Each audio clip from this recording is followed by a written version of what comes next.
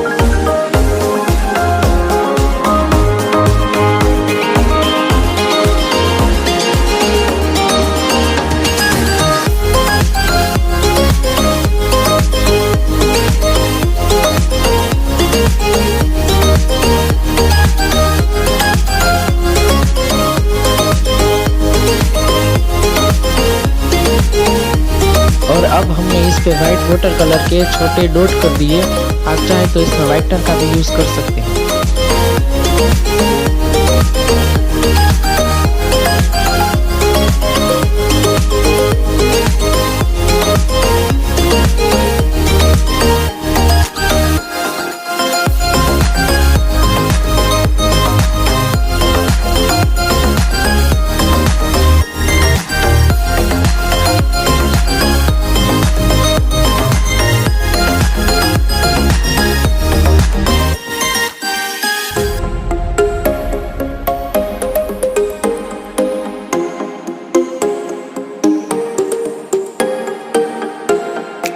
तो अब हो गई हमारी ड्राइंग रेडी।